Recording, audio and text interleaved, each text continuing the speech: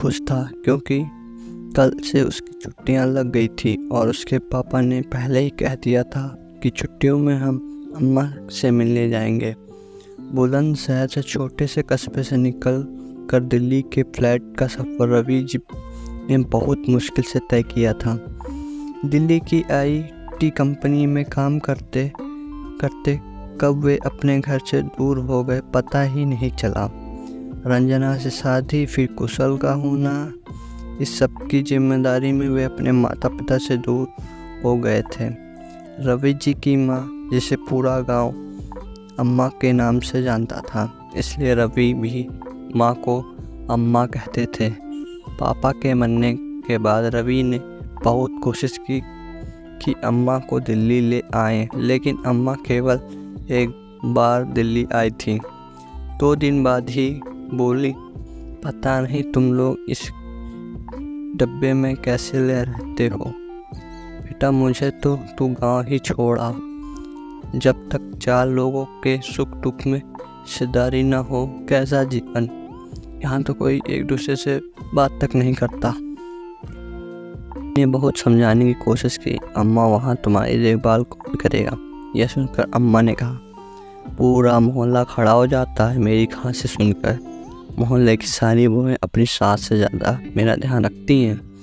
अम्मा वापस अपने घर आ गई। इस बात से गुस्सा होकर रवि ने कई महीनों तक अम्मा को फ़ोन भी नहीं किया।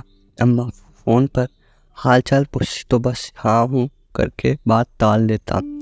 आज कई महीनों बाद रवि रंजना और कुशल को लेकर जा रहे थे अम्मा से मिलने। 2-3 रुक कर रंजना और कुशल को छोड़ कर आने का प्लान था। कुशल सुबह जल्दी अपने आप उठ गया। रवि और रंजना यह देखकर हैरान थे।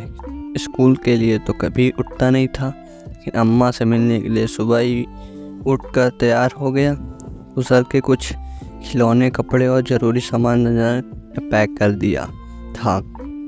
रवि, रंजना और कुशल तीनों अपनी गाड़ी से घर पहुंच गए। अम्मा को सरप्राइज देना चाहते थे क्योंकि अम्मा भी ज़्यादा बात नहीं करती थी। रवि के व्यवहार से गुस्सा थी। आज जैसे ही घर के पास पहुंची, कुशल झट से उत्तर भागकर और घर में घुस गया। घर रंजना सामान निकाल रही थी और रवि ने गाड़ी पार्क कर रहे थे। कुशल अम्मा जी चिल्लाता हुआ घर में गया। अम्मा जी घर के बड़े से आंगन में बैठकर मसाला पीस रही थी। कुशल को देखकर बोली, मेरा राजा बेटा, आज कैसे अम्मा की याद आ गई। वो कभी हाथ धोकर आती हूँ। रवि ने कान पकड़ते हुए कहा, छोड़ो अम्मा, अब माफ़ ही कर दो, कितना मन था तुम्हारे साथ रहने का। अम्मा ने कहा, अरे उस डिब्बे में मैं तो कूद के मर जाती है। तो सुनकर कौसर बोला, अम्मा जी पापा को मुर्गा बनाओ, हमारे स्कूल में पनिशमेंट में मुर्गा बनाते हैं। यह सुनकर सभी हंसने लगे। रवि बोले, रुक अभी मुझे तुझे मुर्गा बनाता हूँ। यह सुनकर अम्मा ने कौशल को गोद में उठा लिया। खबरदार जो मेरे पोते को कुछ कहा। रंजना रसोई में सबके लिए चाय बनाने चली गई। अम्मा जी कौशल के साथ बातें करने लगी। रवि ने आंगन में पड़ी चारपाई पर लेट गए। रवि इसी तरह मिलते जुलते 2 दिन कब बीत गए। रवि वापस दिल्ली आ गए।